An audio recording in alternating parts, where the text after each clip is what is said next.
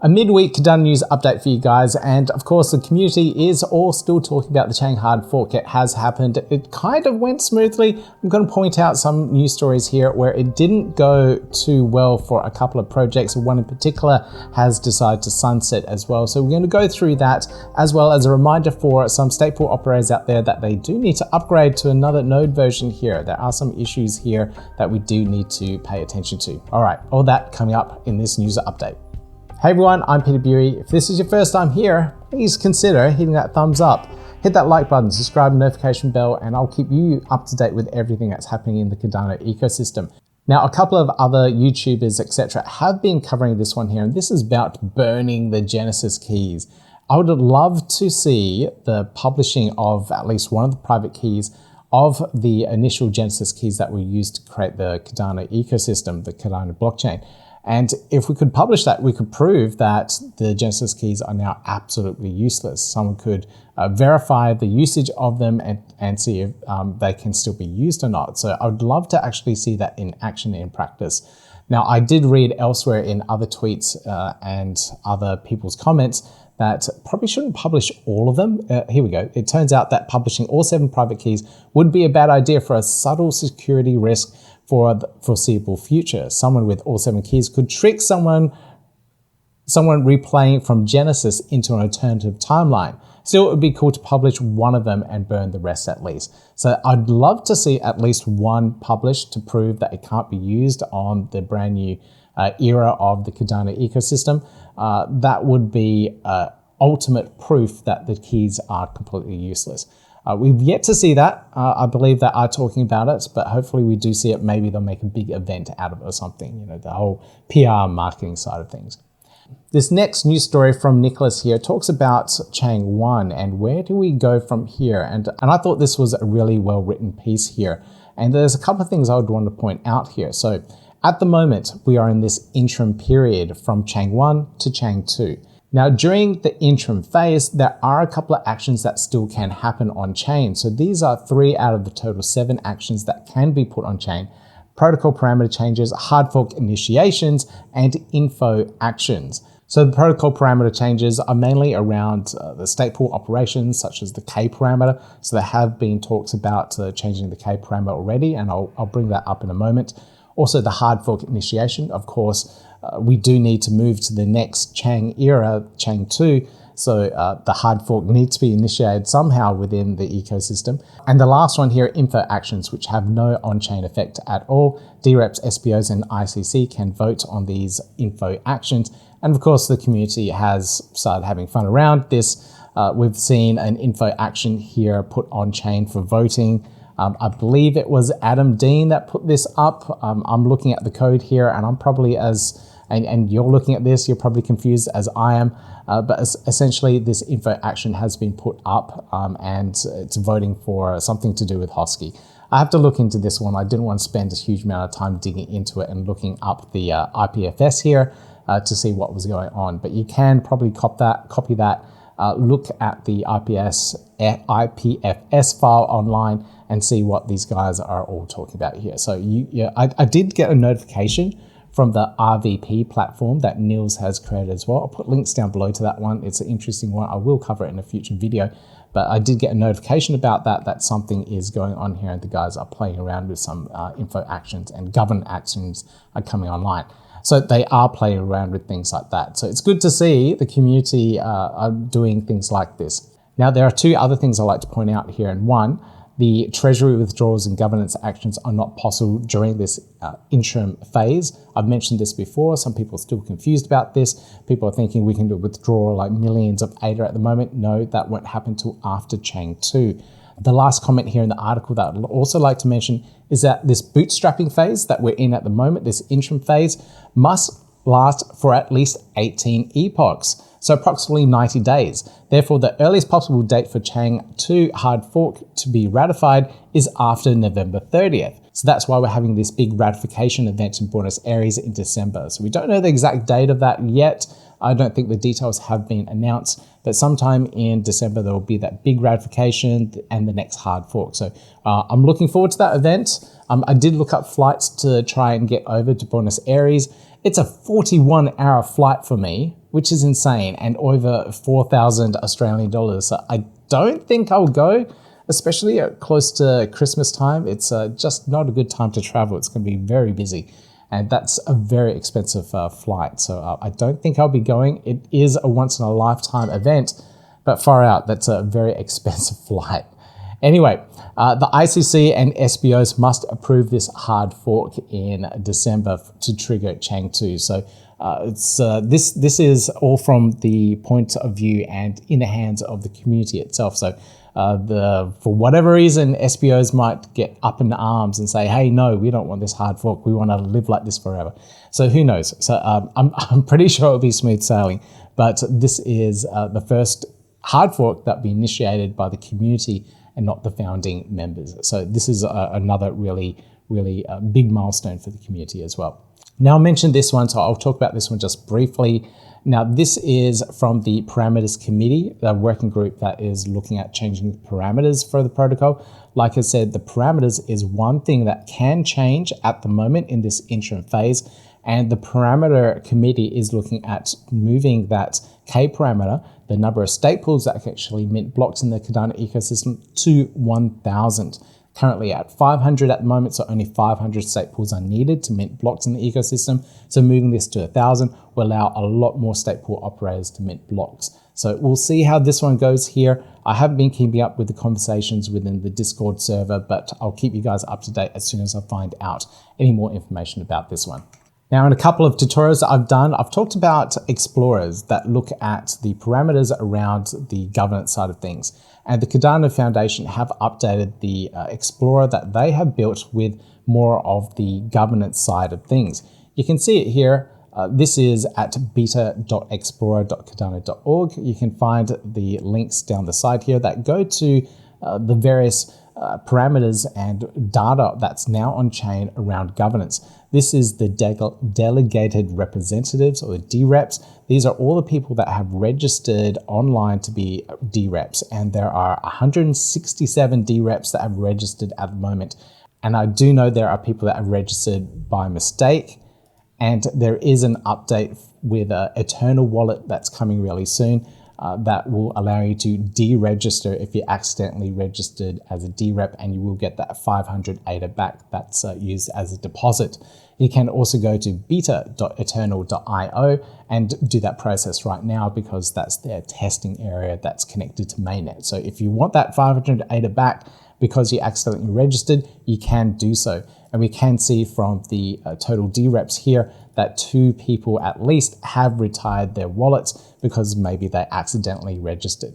But have a look at the Explorer here. I will look at and highlight a few more, but you can see various people that have registered and put their data online. Now, if you are interested in becoming a DRep, I've done tutorials on my other channel. Yes, I have another channel that's dedicated purely to tutorials and broader conversations that I can talk about. But you can check out the video tutorials here. I've got one that's upgrading your ledger, one of these devices here, up to the latest version with the Cardano app so that you can participate in governance. And then I'll show you how to register as a DRep and delegate to a DRep, or simply using the Eternal mobile app, which a lot of people do, to register as a DRep or delegate to someone as well. So I put a few tutorials out there already, and if you're interested, please follow that secondary channel where I'll be talking about a lot more crypto stuff in general, and more so like this stuff here. Like, check this out. This is a Tangem hardware wallet. These are the cards. I haven't even opened this one yet. This is I'm saving that for a big video that I'm going to do for a review about the Tangem hardware wallets. So this channel here is dedicated to that kind of stuff. So do subscribe to that one if you're interested. I've got various hardware wallets that I've got my hands on. I might have one of those Tangem rings as well coming in the post. And I'd love to do more content around that that's more generic about crypto in general. So do check out that channel. Of course, I'll always have this one here and always be focusing on things from a Cardano point of view. Now, I do these videos on a regular basis to keep you guys up to date with everything that's happening. I do all these interviews, and I don't get paid for any of this. All my revenue primarily comes from the YouTube ads and sale of NFTs.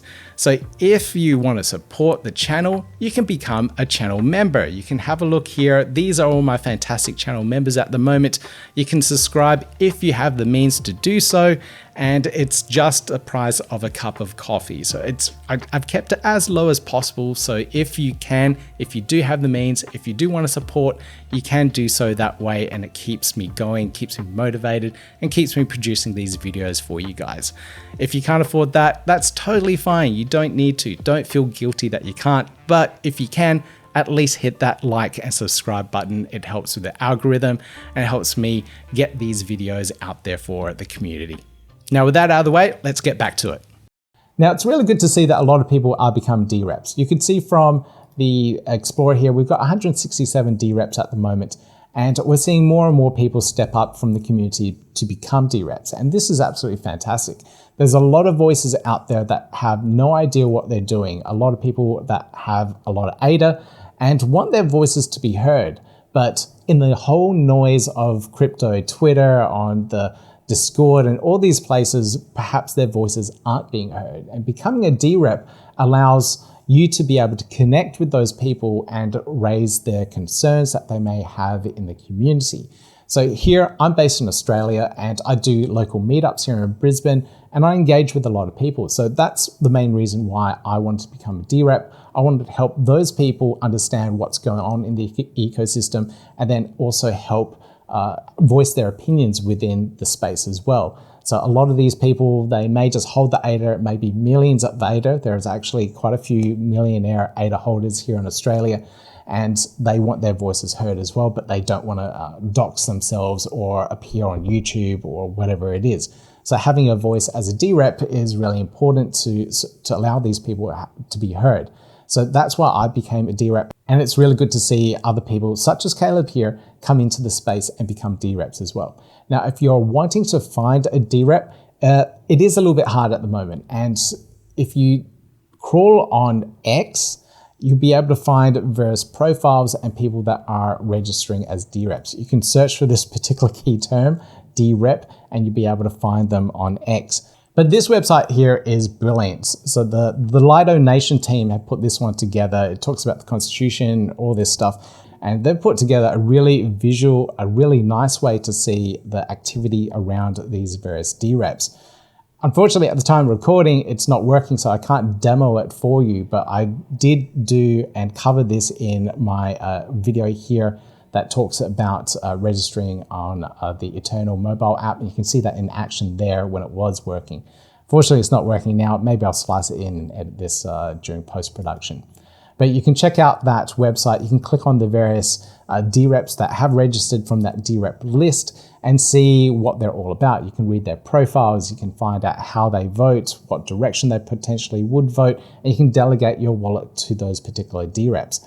Now, the interesting thing here is that your delegation to DReps can be fluid. You can move your voting power from one person to another based on how that particular DRep will vote. So if I, for example, vote against the parameter changes for the K parameter, and I want the stake pools to remain only be 500 stake pools to be minting, so keeping that K parameter at 500, for example, and you don't like that idea, you can move your delegation elsewhere and vote for someone that is wanting that K parameter to change to 1000.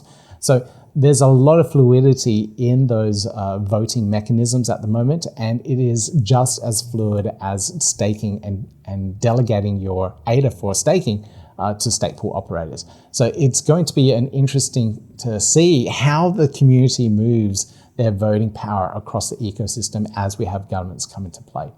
But check out that website, 1694.io, if you're wanting to find other DReps too. Now, in terms of the technical side of the hard fork, it wasn't exactly perfect smooth sailing. Overall, as a user, transactions were still going through, blocks were being minted, everything seemed to be working okay, and I personally didn't see any issues myself. I was still in DeFi, interacting with smart contracts, and everything was okay. Now, Pi here was working hard helping various projects go through and fix bugs that they encountered. And this is a very, very long thread, and I will go through this in another video. The amount of knowledge that came out of this thread deserves its own video. So do tune in for that one. It will come out in the next couple of days. But Pi goes through all the things that he helped resolve on various protocols out there to make things a little bit more smoother. One of the biggest things here was the fact that the now reference scripts do cost. So if you're referencing a script that's already online, it does cost money. So people had to update those various inputs. So it's interesting to read through this one. If you want to catch up with it now, I'll put a link down below for you.